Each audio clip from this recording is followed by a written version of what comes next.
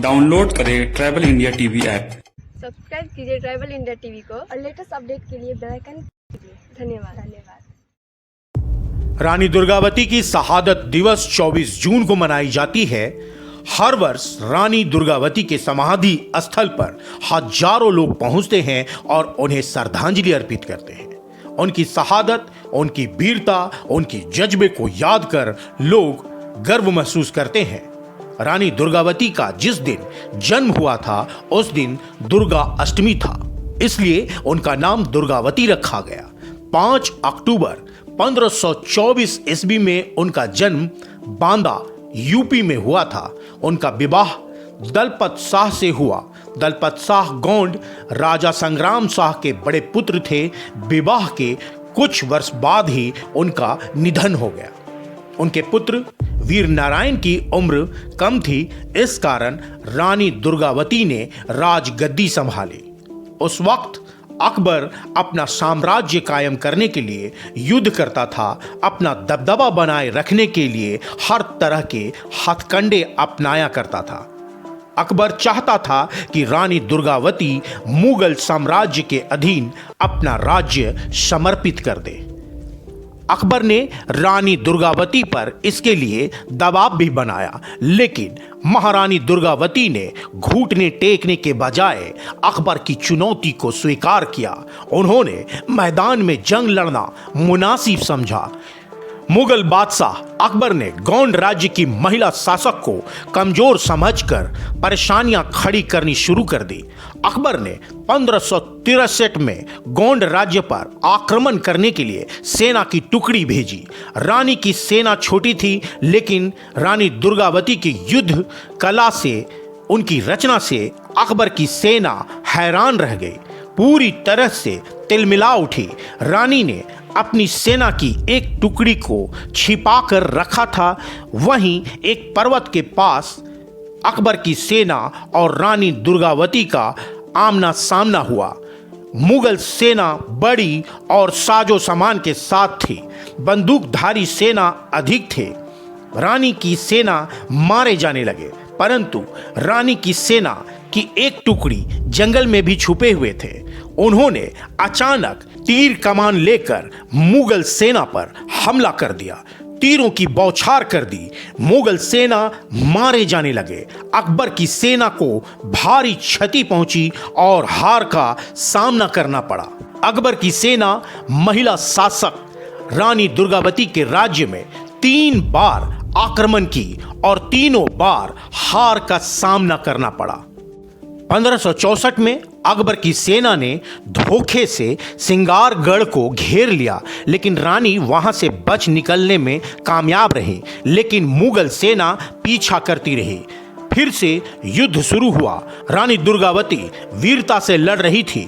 युद्ध के दौरान पुत्र वीर नारायण सिंह घायल हो गए। रानी के पास सैनिकों की संख्या भी नाम मात्र की रह गई थी। रानी खुद भी घायल हो चुकी थी, लेकिन उन्होंने मुगल सैनिकों से युद्ध किया। उसी दौरान रानी को एक तीर कंधे में लगा। उन्होंने तीर को बाहर निकाला और पूरी वीरता से लड़ती रहीं, लेकिन कुछ पल बाद ही उनकी आंख में भी एक तीर आकर लग गई। उनके सैनिकों ने रानी को युद्ध भूमि छोड़कर चलने को कहा, लेकिन रानी दुर्गावती ने इनकार कर दिया। उन्होंने कहा, युद्ध भूमि छोड़कर नहीं जाएंगी। रानी दुर्गावती युद्ध में जीत या मौत की बात कहकर डटकर मुकाबला करती रहीं। जब रानी लड़ते लड़ते बिल्कुल असहाय हो चली, तब उन्होंने एक सैनिक को बुलाकर कहा कि अब तलवार भी नहीं घुमा सकती, शत्रु के हाथ मेरे शरीर का एक अंग भी न लगे, इसलिए उसे मार दे।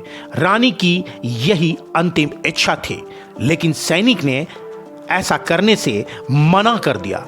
तब रानी दुर्गावती ने स्वयं अपनी कटार अपनी छाती में घोंप दी। वह दिन 24 जून 1964 का था। इस दिन रानी दुर्गावती एक वीरांगना की भांति युद्ध लड़ते हुए शहीद होना मुनासिब समझा, न कि जंग के मैदान से छुपकर भागना। तब से रानी दुर्गावती के पुण्यतिथि के अवसर पर हर वर्ष समाधि स्थल पर दूर दराज से लोग पहुंचते हैं, उन्हें श्रद्धांजलि देते हैं, उन्हें नमन करते हैं। महिला शासक जो जल, जंगल और पहाड़ों की रानी थी, गढ़मंडला से लेकर महाकौशल पर राज्य करती थी, उनकी वीरता, उनकी शौर्य गाथा को याद कर देशवासी गर्व महसूस करते हैं। रानी दुर्गावती की जीवनी और उनके पुण्यतिथि के अवसर पर स्थानीय सामाजिक कार्यकर्ताओं ने अपनी बात ट्राइबल इंडिया टीवी से शेयर की। मेरा नाम तीरथ सिंह कुंजाम है। ये जिस स्थान पर खड़े ये वीरांगना रानी दुर्गावती समाधि स्थल है। गोंडवाना साम्राज्य की वीरांगना रानी दुर्गावती 24 जून 1564 को इस स्थान पर अपने प्राणों की अंतिम आहुति दी। वीरांगना रानी दुर्गावती के पीछे मुगल साम्राज्य के लोग पीछे लगे हुए थे।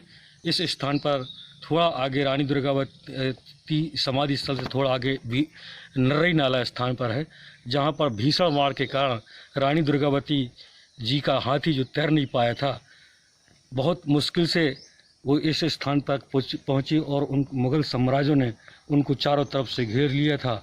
ये स्थान है नरई नाला, जहाँ रानी दुर्गावती जो पार नहीं कर पाई थी, चूँकि कहा जाता है कि यहाँ पानी छोड़ दिया गया था अपने मुग़लों द्वारा, तो ये क्रॉस नहीं कर पाई थी और रात का समय था और यहीं वो फिर अपने आप अपना शहीद हो गई थी, अपने आप को अपना जीवन निछावर कर दी थी।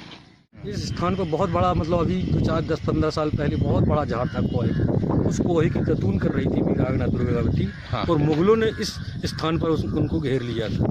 तब वीरांगना रानी दुर्गावती ने अपनी कटार लेके अपने दिल पे मार ली थी और अंतिम सांस इसी स्थान पर ली थी। जी, और ये अभी सौभाग्य है कि ट्राइबल इंडिया टीवी इस स्थान पे है। जी, मैं अर्जुन से मरकाम।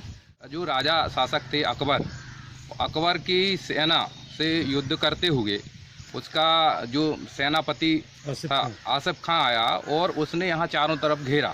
ये एक कहानी ये है कि ये इस समय जून के महीने बारिश आ जाती है, तो बारिश के कारण नाला आया अथवा एक ऊपर डैम फोड़ दिया गया। कहते हैं कि एक डैम ऊपर था जो फूट गया था, उसके कारण ये नाला आ गया था।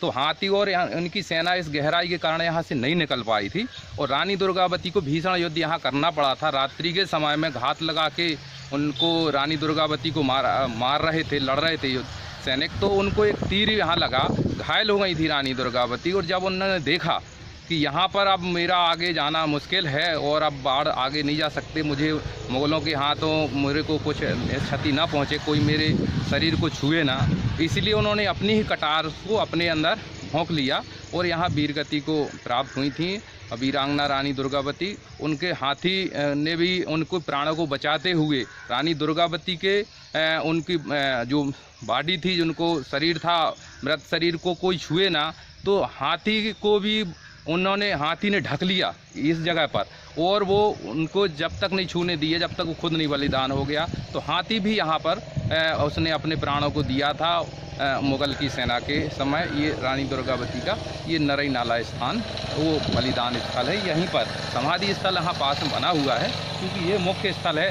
ये जो पोहा का वृक्ष है जो सूख चुका है, इसको यहाँ के लोग बताते, हमारे तीरथ सिंह कुंजाब यहाँ जो हैं इन्होंने बताया और यहाँ के पूर्व जो हमारे बुजुर्ग हैं उन्होंने बताया कि रानी दुर्गावती उस समय कहुआ के पेड़ की को सुबह सुबह के समय में जब वो कर रही थी, मंजन करते हैं तो उसको दातून कर रही थी। उस दातून को यहाँ उन्होंने डाल दिया था, उसी समय आक्रमण हुआ था, तो वो दातून ये वृक्ष बन गई और ये वर्षों पुराना वृक्ष बहुत बड़ा हो गया। कई बार इसके ऊपर बिजली प्रपात हुआ, बिजली घात गिरी, फिर भी ये बचा रहा। अभी ये क्षतिग्रस्त होकर अब ये सूख गया है। यहाँ ये इमली का पेड़ लगा है, इनका ये चबूतरा बना हुआ है। तो ये वो स्थल है, ये बहुत शक्तिशाली एक यहाँ रानी दुर्गावती का चमत्कार कुछ समय तक यहाँ रहा, ऐसा ही स्थल। ये वो स्थान है जहाँ रानी दुर्गावती अपने को बलिदान दी।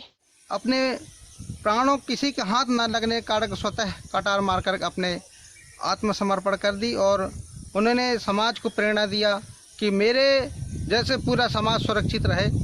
क्योंकि अपने जीते जी किसी के हाथ न लग सके, ऐसा प्रेरणा समाज को देती हुई उन्होंने यहाँ बलिदान हो गई और यह उनका बलिदान स्थल है। और आज भी हमारे पूरा आदिवासी समाज इस स्थल को पूजती हैं और पूरे क्षेत्र के लोग यहाँ से प्रेरणा लेकर के रानी दुर्गावती के स्मरण करते हैं। और 24 जून को उनके बलिदान दिवस का कार्यक्रम यहाँ स्थल पर मनाया जाता है। मैं अर्जुन सिंह मरकाम यहाँ सिंगौरगढ़ जबीरा का निवासी हूँ।